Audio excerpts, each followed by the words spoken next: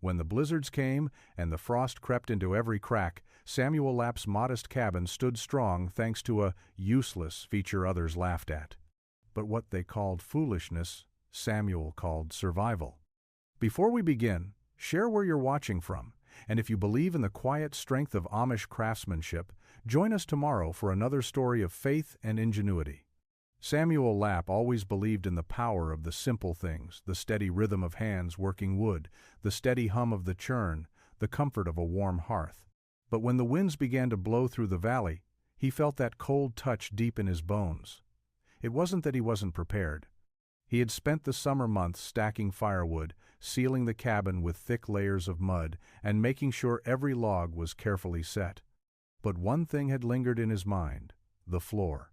It had always bothered him how quickly the wood absorbed moisture, leaving a cold, damp chill to the cabin in the winter months. So when everyone else dismissed his idea, he felt a sense of certainty that only a man who worked with his hands every day could know. "A drain," they'd said. "On the floor? That's foolishness, Samuel. You'll just make your cabin cold." But Samuel had designed the drain to be something others might miss: a small, unassuming gap cut into the floorboards, almost hidden beneath a patch of pine wood. The idea was simple: direct the moisture to the soil beneath the cabin before it could rot the foundation. He had always believed that if the foundation held strong, so would the rest of the house. The night of the first snowfall, Samuel couldn't sleep. The wind howled outside, rattling the walls of his small home. He glanced at the floor drain, where a trickle of water had already begun to flow into the earth. For a moment, he marveled at his own invention. The drain, which seemed so unnecessary to others, was already doing its quiet work, protecting the integrity of his cabin from the forces outside. It was in those moments, while everyone else sat huddled by the fire, that Samuel felt most alive. There was a stillness that filled him with peace, the kind of peace that could only come from knowing you had done everything possible to protect the life you had built. As the winter deepened, Samuel's drain became his quiet guardian. The snow piled up outside, and the frost clung to the window panes, but inside the cabin he felt no such fear. The floor stayed dry, and the walls stood firm against the bitter cold. Samuel knew it was his diligence and attention to the smallest details that kept him safe, even when the rest of the world seemed to collapse under the weight of the storm. When the harshest winter came, bringing with it a cold so deep it seeped into the very earth itself, Samuel's cabin stood as a testament to quiet resolve.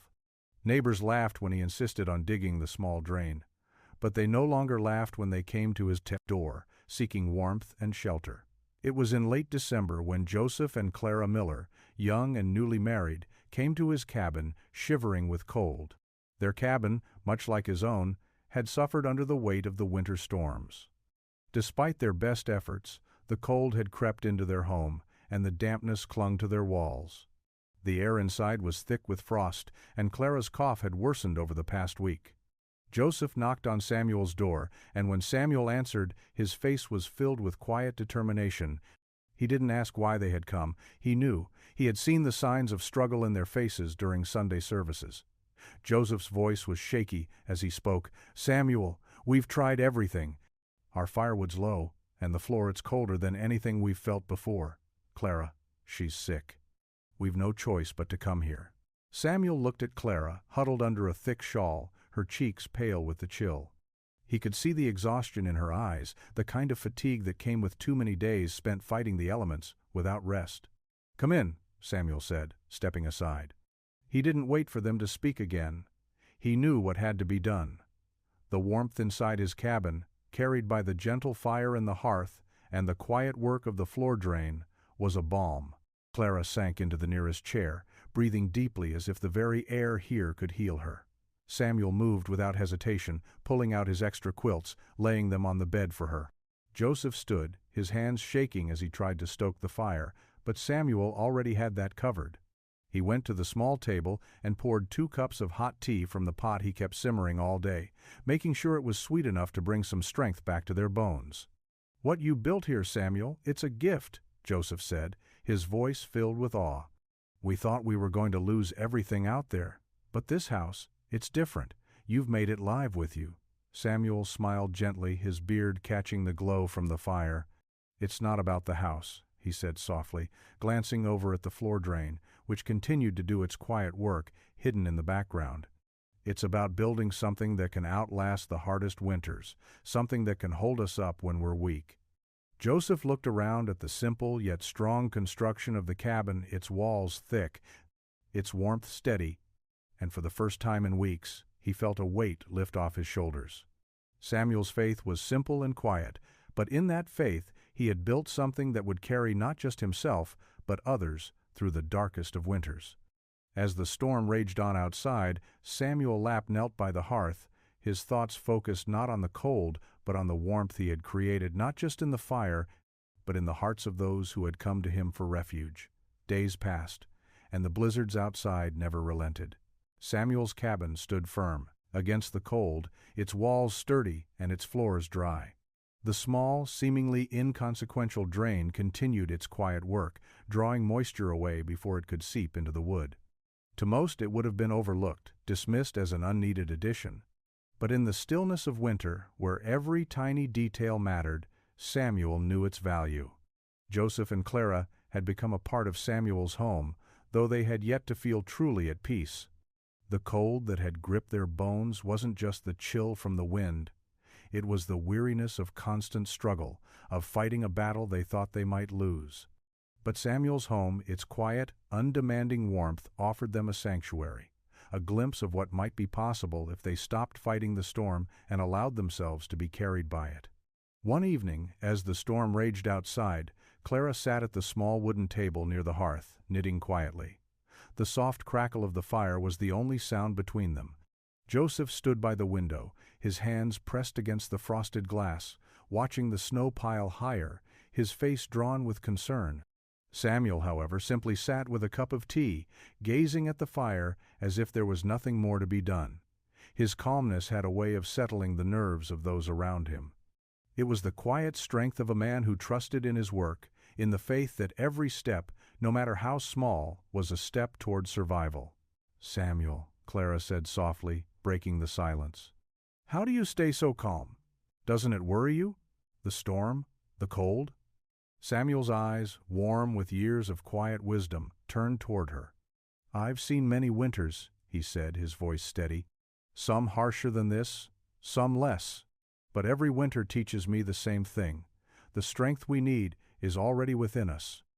It's about how we prepare, how we trust the work of our hands, and how we keep the faith.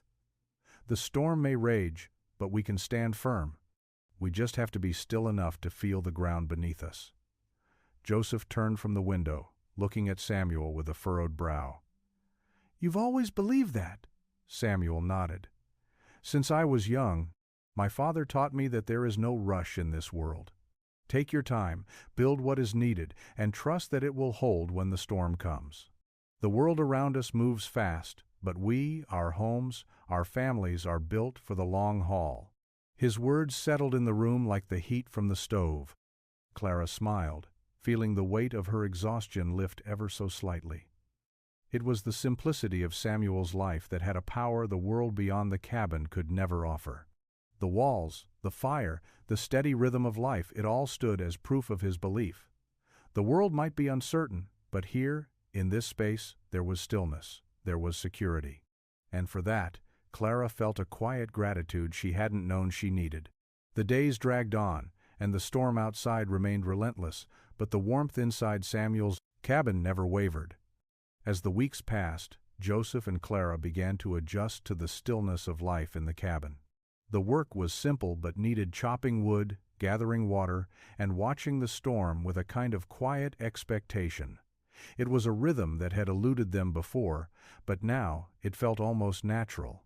The weight of their worries was lifted with each passing day.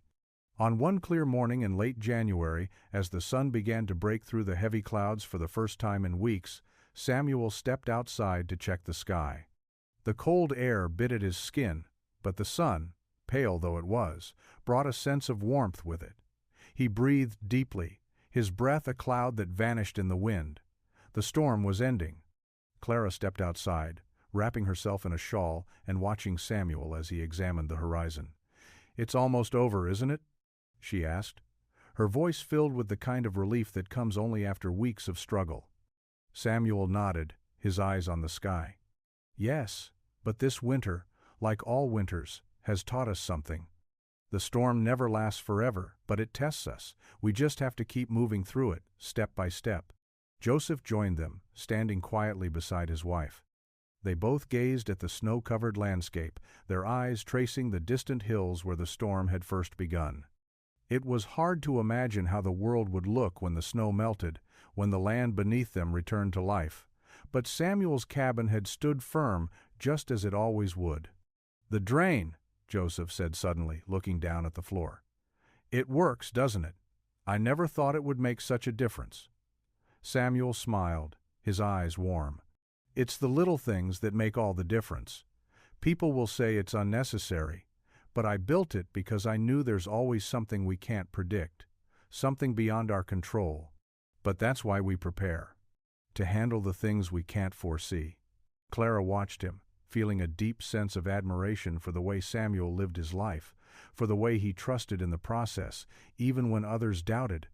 It was his unwavering faith in the small things, in the details of life, that had carried them all through the harshest of times. As the days began to grow longer, the thaw started slowly, the snow giving way to patches of earth that had been hidden for months. The storm was over, but its lessons would remain. They had endured, not by fighting the storm, but by understanding it, by being still enough to feel the ground beneath them and strong enough to stand when everything else seemed to falter. Samuel Lapp's simple life, grounded in faith and quiet preparation, had proved itself once again. And in the midst of winter's end, that quiet strength became the quiet hope they would carry with them through every season to come. Spring arrived quietly in the valley. The once blanketed landscape slowly revealed itself, patches of brown earth breaking through the snow, and the first shoots of green pushing up through the thawed ground. Yet even as the warmth returned, Samuel Lapp continued his work with the same measured pace he had kept through the coldest months. He had grown accustomed to the seasons shifting in their time, just as he had learned to trust that faith was not about rushing through life but moving in harmony with it. His cabin, built sturdy against the harsh winter, now stood as a quiet testament to the work he had done. It had weathered the storm, as he had known it would. Joseph and Clara had taken to their work with equal patience.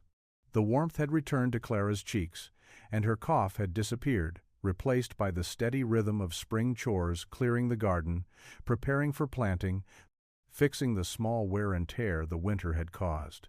They had come to understand the deeper lesson Samuel's cabin had offered them. That survival was never simply about surviving the storm. It was about living through it, about learning to work with the rhythm of life rather than against it. One afternoon, as Samuel worked in his garden, Clara approached him, her hands full of herbs she had gathered from the wild patches around the cabin. She was quiet at first, looking down at the plants, unsure of how to express the gratitude she felt. Finally, she spoke, her voice soft but firm. "Samuel, I don't think we ever truly understood what it meant to live simply. But now, I see the strength in it. It's not just about the things you do, it's about how you do them." Samuel glanced up at her, wiping his brow. His gaze softened. He had known they would come to see it, though he had never rushed them to understand. His life had always been about showing, not telling. "The strength isn't in the work itself," he said quietly, "but in how we approach it. A man's life should be like a sturdy tree rooted deep, moving with the wind but never breaking." Joseph stood nearby, listening intently. "We've learned that lesson well," he said, a smile tugging at his lips. "It's strange, Samuel. We've been here less than a year, but it feels like we've lived more in this short time than we ever did before." Samuel gave a simple nod. "It's the land that teaches us," he said. "It's not about doing more. It's about doing what's needed, when it's needed, and being content in that work." Clara stood still for a moment, looking out across the valley. "You built this cabin to protect us," she said softly. "But I think the protection goes beyond the walls. It's what it's taught us about ourselves, about our faith, about how we can stand firm no matter the storm." Samuel felt the weight of her words. She was right. The cabin was not merely a structure of wood and stone, it was a symbol of something deeper. It was a lesson in resilience, not through force, but through patience and humility. As the sun began to set, casting a golden light over the valley, Samuel turned back to his garden. The wind had softened, and the air was warm with the promise of new growth. For the first time, he allowed himself to feel the quiet joy that came from knowing he had done his work well. Not just in building the cabin, but in building a life that could endure. And so, as the seasons turned, Samuel Lapp's simple ways continued to teach those around him. His wisdom, rooted in humility, faith, and quiet perseverance, would pass on to those who learned from him. The cabin would stand for generations, not just as a shelter from the cold, but as a testament to the strength found in simplicity. The years passed as the seasons always do, each one returning with its own lessons, its own rhythms. Spring's soft warmth faded into summer's full embrace, and then, as it always does, the fall arrived dry and golden, a moment of quiet before the winter. Samuel Lapp had long since stopped worrying about the future. His faith had taught him to trust in the present, in what he could build with his own hands, and what he could nurture with his patience. By the time the cabin had stood for 10 winters, Samuel was no longer alone in his work. Joseph and Clara had married, and with their growing family, they had come to understand the quiet strength that had guided Samuel's life. The young couple had become steadfast in their own right, carrying forward the lessons of faith and preparation. But Samuel's greatest gift to them was not in the teachings he had passed down, nor in the shelter he had provided. It was the way he had shown them the power of doing things right slowly, carefully, without cutting corners. They had learned, too, that survival wasn't about finding shortcuts, but about building something that could endure the long winter, something that could hold up against the coldest of nights. The cabin stood firm as ever, its logs thick and well chinked, the floor dry and free from rot. The drain Samuel had insisted on so many winters ago was no longer an idea ridiculed by others. Joseph had come to appreciate its quiet efficiency, just as Samuel had known he would. One evening, as the sun set and the sky turned a soft purple, Samuel sat on the porch of the cabin with Joseph, watching the smoke rise from the chimney. There was a stillness in the air, one that had settled over the valley with the passing of time. "It's strange, Samuel," Joseph said after a long pause. "I sometimes wonder what would have happened if you hadn't built that drain, or if we had stayed in town, away from all this."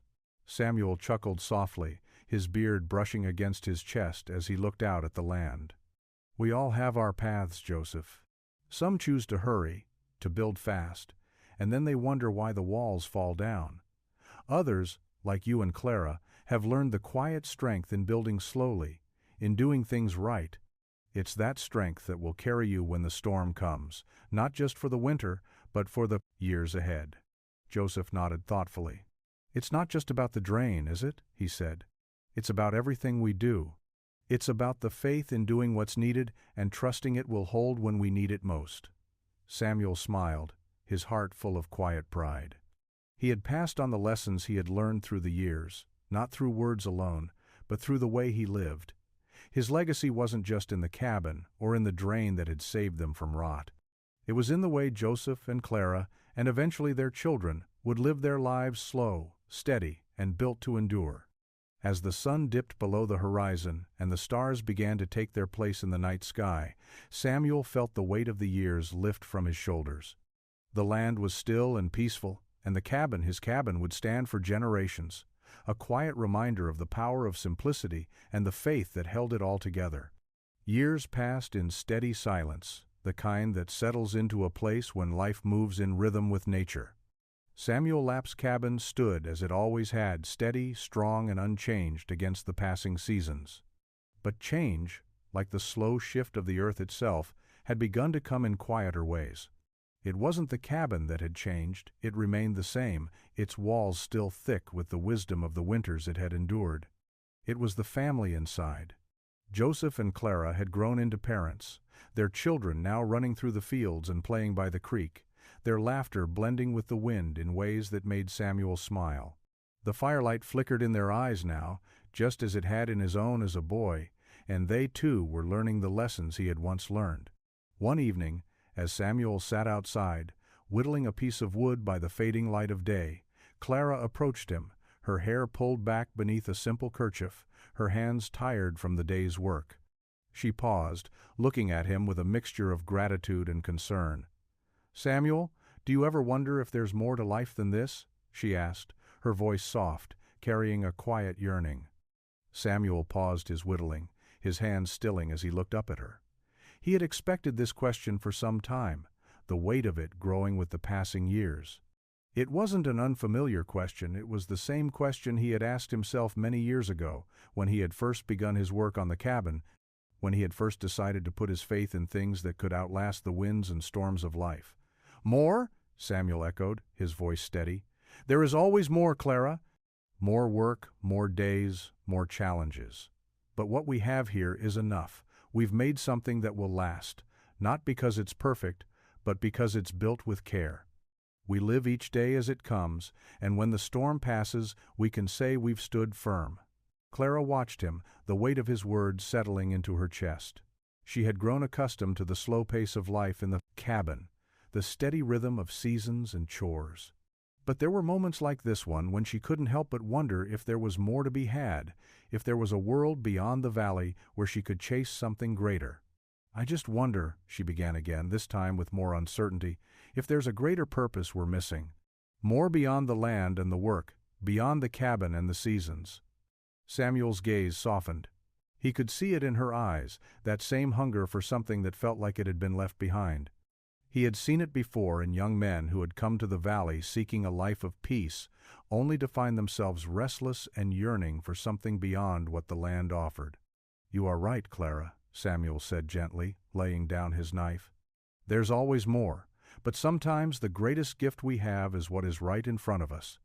The work we do here, the lives we build, it's not grand, but it's purposeful. There's no greater purpose than to live honestly, to build what you can with your hands and heart, and to trust in what you've made." Clara felt a quiet peace settle in her chest. Samuel's wisdom was not the kind that asked for grand gestures. It was the kind that saw beauty in the smallest acts, whether it was building a cabin, making bread, or watching the children run in the field. As the sun dipped lower, Clara leaned over and kissed her husband on the cheek.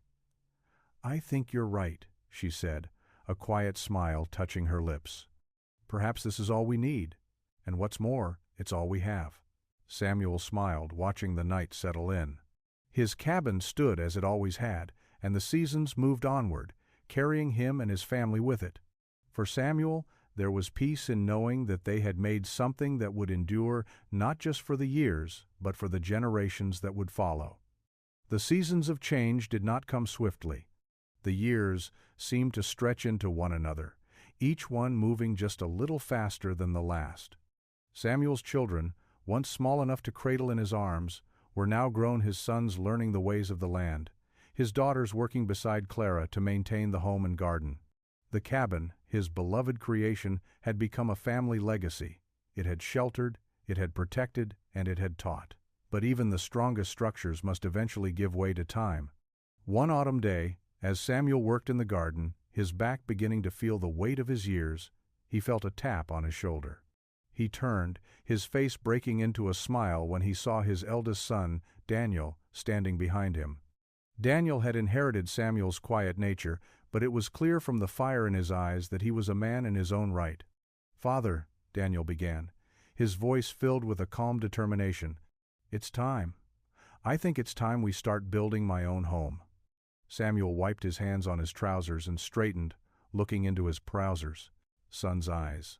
The request was not unexpected, but it still stirred something deep in his heart. He had known this day would come, the day when his children would leave the shelter of his roof and build something of their own.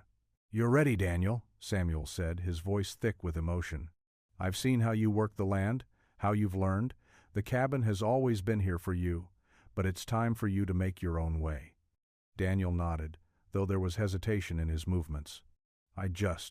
I want to make sure I build it right, like you did. I want to be sure I'm doing it in a way that will stand the test of time." Samuel placed a hand on his son's shoulder, feeling the weight of the years between them.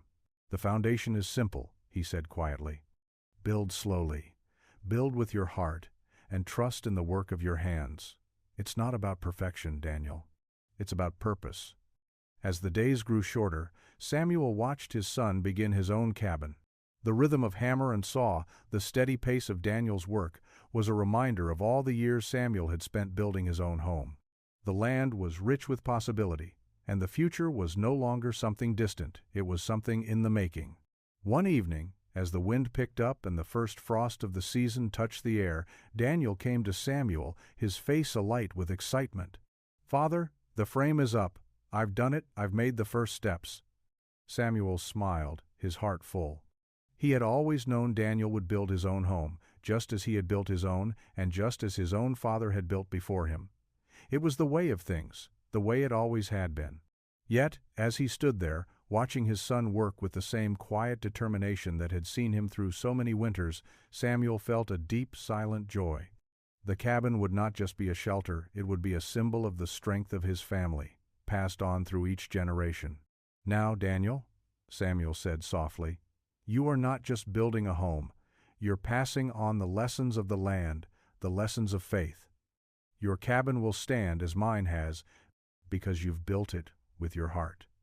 Daniel nodded, understanding for the first time the weight of what his father had built, not just with wood and stone, but with faith and patience. The cabin that Samuel had created, the simple life he had built, would continue on through Daniel, through his children, and for generations to come. And in that quiet, peaceful moment, Samuel knew that his work was done. The torch had been passed. The future was now in the hands of the next generation, and it was a future built on the quiet strength of what had come before. Years slipped by like the seasons that had shaped them, and Samuel's hair turned silver, his steps slower, though his hands still worked with the same quiet determination. His family had grown, his children now raising their own families in cabins they had built with their hands. One winter morning, as snow blanketed the valley, Samuel sat by the fire, the warmth a comfort against the chill. His heart was full, content in knowing the legacy of his life had been passed on through his children. The cabin, now filled with the laughter of grandchildren, had become more than just a structure, it had become a symbol of love, faith, and endurance. As the fire crackled, Samuel closed his eyes, a deep peace settling over him. He had given everything to his family, not through grand gestures, but through simple, steady acts of faith and labor. His work, the cabin, and the lessons he had passed down would continue long after his final breath. When Samuel passed, it was in the stillness of a winter evening, surrounded by his family. His legacy, built on patience, love, and simple craftsmanship, lived on in the lives he had touched. The cabin stood strong, just as it always had, and so did the lessons it carried. His children, now grown and with their own children, continued to live by the same principles Samuel had taught them: steadfast faith, the importance of hard work, and the quiet strength found in simplicity. As the years turned, the cabin became a place of pilgrimage, not just for his descendants but for those who understood the depth of what Samuel had built. It was more than just wood and stone, it was a testament to the enduring power of living a life rooted in faith and quiet perseverance. And so, Samuel's legacy endured, generation after generation, in the hearts of those who had learned from him.